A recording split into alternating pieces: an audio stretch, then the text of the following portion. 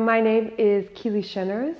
I am a writer, an art critic, an editor, and I was formerly a board member of the AVA. I served from October 2022 to October 2024, and for the last year of my tenure, I also served as chairperson. I first discovered AVA. I probably came here on a first Thursday when I first moved to Cape Town in 2016.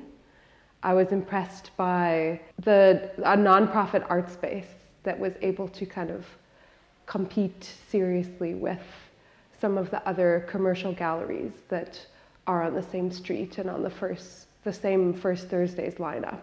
In 2022, I was serving as editor of Art Throb, which is one of South Africa's only magazines devoted to contemporary art. And I learned that the AVA was having an open call for board members. And I thought that my experience as the editor of an art magazine would, which is also a nonprofit, would lend itself well to contributing to the AVA. The AVA is one of the only non-profit art galleries that we have in the city of Cape Town. And not only that, but it has a long-lasting legacy that stretches back to almost 150 years ago. I mean, the AVA, as it currently stands in the building where it is on Church Street, is only about 40 or 50 years old, but its roots trace back quite far. I've done a lot of research into South African art history, and I've seen how, especially over the past 30 years, nonprofit art spaces kind of pop up for a couple of years, sometimes months, and then they go. But the AVA has kind of been able to weather various storms throughout art history and keep going and keep serving its purpose in the city.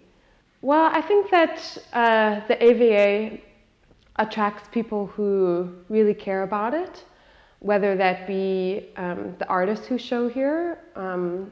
Mostly they're artists at the beginning of their careers who come to the gallery with a lot of passion and a lot of dedication to their craft and a willingness to show and try new things and kind of lend new life to the gallery, but also established artists who, you know, maybe they had their first show at AVA when they were young, and now they've moved into the commercial gallery space and are enjoying success in the local or the international art world, but they still remember their roots and honor their roots and want to support where they've come from. So come back to the AVA either to exhibit or to donate work and support where they came from. The AVA is unique in that it doesn't have an owner.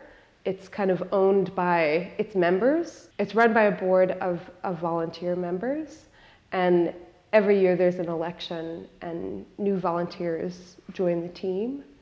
So to have people kind of lending their expertise and giving their time generously, whether they be artists themselves or curators or educators in the art space, or sometimes even people who aren't involved in the arts at all, just appreciate art but are lawyers or accountants, to have them kind of pull together their skills and keep the organization alive, I think is something that is special about this place.